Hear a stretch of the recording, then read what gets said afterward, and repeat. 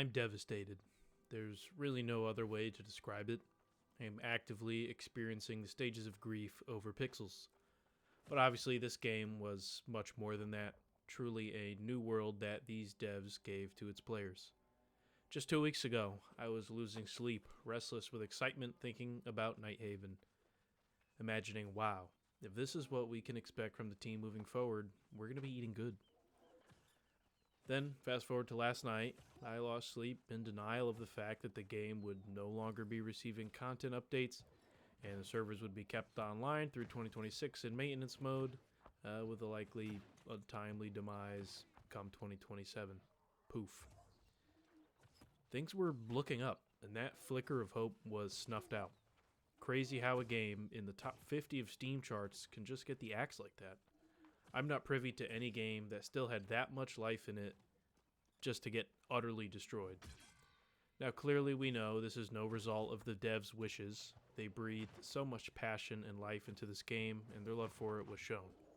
It's the greasy sleazeballs at the top who only seek to line their pockets and the shareholders while annihilating hard-working people's livelihoods at the drop of a hat. It's the rapidly growing presence of AI and the sentiment that it will replace thousands of skilled workers in a tech-dominated economic landscape. The proposition of making more profits while creating products using minimal human labor is too enticing for these giant companies as they trip over themselves and slip in the puddles of salivation leaking from their greedy and gaping maws. Adding more zeros at the end of a 15-plus digit quarterly revenue report is the ultimate desire and must be achieved no matter the cost.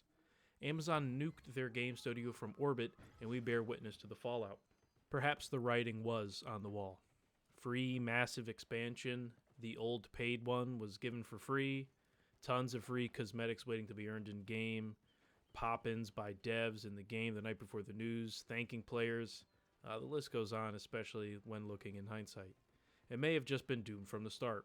A buy-to-play live service MMO that would only see revenue from cosmetics, season passes, and any paid expansions. But that paid expansion idea seemed to have slipped away as they squandered their massive launch player base with a game crumbling under its own weight and grandeur. Maybe they then saw it necessary to try and garner goodwill by giving away 3 out of their 4 yearly expansion level content updates for free. To a consumer, the model is great. Buy the product to play it, hundreds of hours of content easily, maybe get the pass or some skins you like, come back whenever you want, and there will be some new things to play with. Though, as a company dictated by money-hungry suit-wearing swine, this was never going to play out. Their model was consumer-friendly, but would not rake in the money to get in the green or, hell, even break even. It's honestly a wonder the game made it this far, given its popularity at launch and its subsequent fall from grace. I am curious how long they were operating at a loss and what kind of conversations were had with leadership and shareholders to keep the ship afloat. I digress. If it is truly over, I'd rather look at things fondly for what they were. We can always dream of what could have been. If an actual gaming company picked this up, realistically anyone other than Amazon would have been fine. If they were able to wait as long as they needed to release, say if the Aeternum update last year was the true launch of the game, how might things look different? It's a bit tragic to speculate at this point. I always held out hope.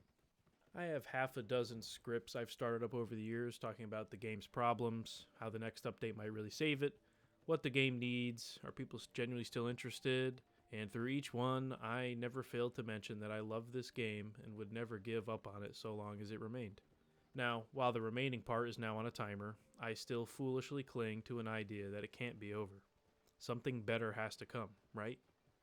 And while the logical part of my brain is screaming at me to give up and move on, I just can't yet. I've been playing games for nearly 20 years, and something like this was bound to happen. A game you just can't get enough of, and you watch it become the one that got away. Might as well get sentimental so we can take it back to where it started. Summer of 2021, I had just moved away from home and got my first real job out of college. Nothing glamorous, but it would serve as a stepping stone, and at that point I needed something. To be truthful, I was chasing love. As a last-ditch effort to save a relationship, I moved 6 hours from my friends and family, found a spot within a week, packed bags into my '06 Honda Civic, and sent it. All that just to get ghosted within months. And not like it was foolish love. It wasn't fresh. This was a serious relationship that I was well over 3 years into. That aside, this is where I found myself. sad, alone, and working a shit job when I got word of New World. Funnily enough, the same friend who introduced me to League of Legends just before high school was the one to show me my newest gaming addiction. Beta came and went, and it was awesome. I had never experienced a game like it. Great visuals, sound, combat, a huge world to explore and become a part of. If beta progress were to carry over, I probably would not have stopped. But eventually I came to my senses and pulled back to wait for release. Outside of the game, things were still crappy, and then as my anticipation was coming to a head, AGS delays launched by a month. A gut punch. If only I knew then there would be an even worse one coming down the line. I was miserable, for lack of better terms. Wake up sick, work, lament about having to wait for New World, sleep, and do it all again for the next 30 days. Obviously a bit dramatic, but weren't we all in our youth? So the day finally comes, and it's wondrous, aside from queues and the slew of issues, though I personally was never really impacted by the latter. I was between jobs while waiting to start a better gig, so I literally played New World for 8+ hours a day for weeks. So fast forward, and we know how it goes. I frankly can't recall when I may have stopped, and if I picked it back up at all before Brimstone. I do know that skilling became a slog, since back then the experience needed was well over double the total value we need today, so perhaps I was disheartened, and with no friends still playing, I hung up the cape until then. Here we are at Brimstone launch, the second win the game needed, and it was time to jump back in. Great Sword is a top 2 weapon for me, probably at 2, since I don't think anything could dethrone my beloved hatchet. The zone is huge and thematically super cool. Honestly, one of my favorite things was scouring New World database for the best name drops to farm, and while working remotely, I'd camp out and do so. It was a bit rough with Ward and Bane gear that required like 5 or 6 working sets to try and do the hardest PvE content, and that was likely the burnout cause here, as I could scrap together a few sets, but trying to get them all done was monumental at the time. I think 1 or 2 of my friends hopped in for a little bit, mostly to try the new expedition, and maybe play the Great Sword while doing new quests. Little did we know that this was probably the best update we would get. Nighthaven perhaps had the promise to be better, and it may be in some way, but in light of recent news, we may never really know. So yeah, hit a 2022 revival, and I dip out until the following summer, leading up to the Rise of the Angry Earth expansion. I grind through the Season 2 pass, do the Hatchery and Empyrean Forge a bit, and then the Test Realm opens, and getting my hands on a mount was a feeling like no other.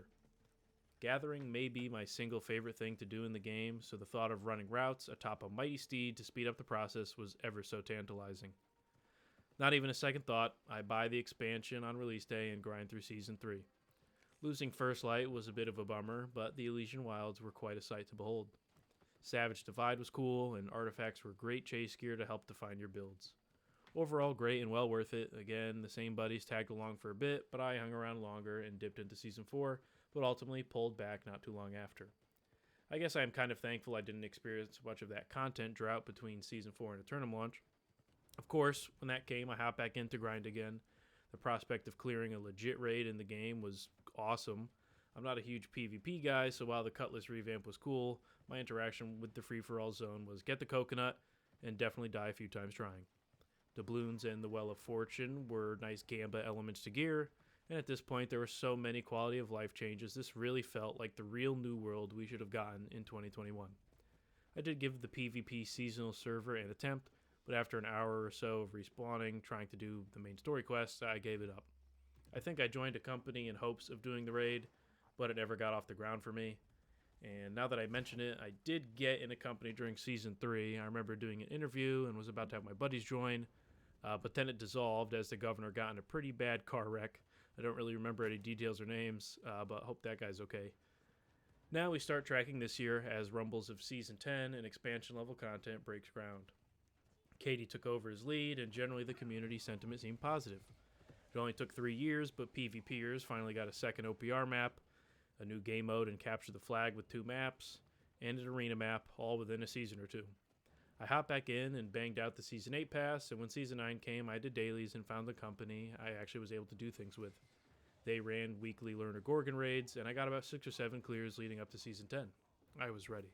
I did get a new buddy to play through the PS Plus inclusion, and he was really excited to get into the endgame.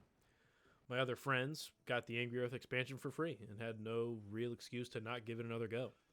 It may have only been for a little while, all things considered, but I was so optimistic and excited to experience the game in all its glory. I was there as the gates opened on Season 10 and lived through the laggy glory and incessant crashes. I mean, it was still New World after all, and it would take some time to actually be able to sink your teeth in. But it was spectacular. Night Haven is so cool. Catacombs is the best new game mode they could have brought to us. The new gear grind was a little tedious due to RNG, but there were set bonuses to help a bit. Fixes and more changes were on the horizon, so I was ready to dig in, and I did.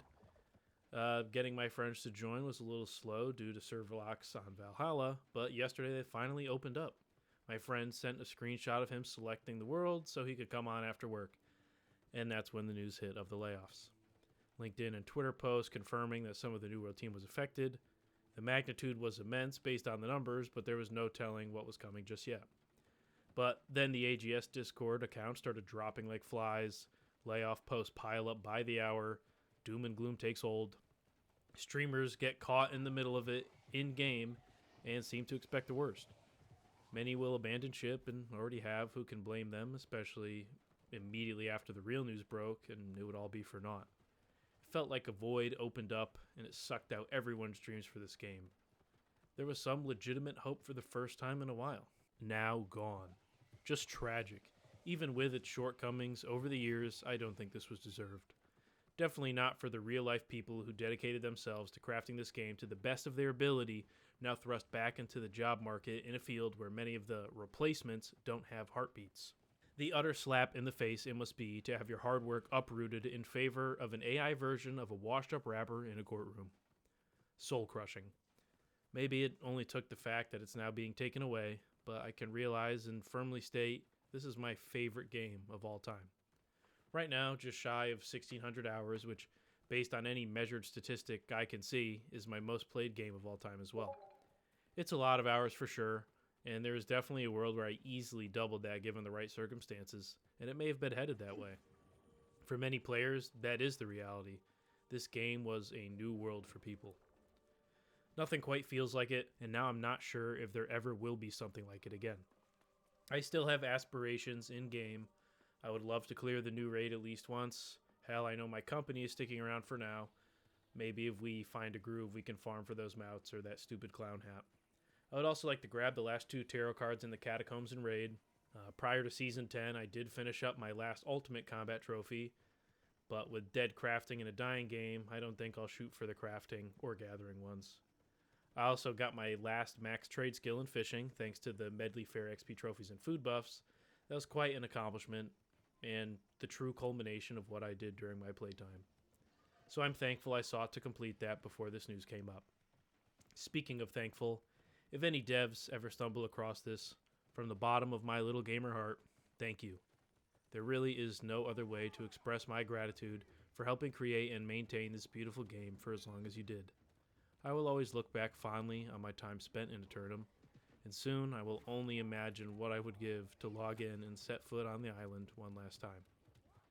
I truly hope all those impacted land on their feet and find great success in their next venture, and as stated before, I simply can't let go of the hope that something might change.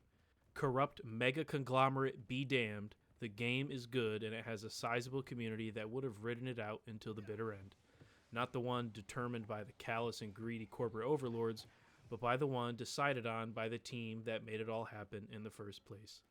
Please, for the love of God, and if at all possible, some competent company pick up this game and any devs from the team who are still willing and piece it back together. Might as well wrap it here before I get too dewy-eyed. But I do plan to still play somewhat, not nearly as much as perhaps I was planning to, but you'll see me on Valhalla.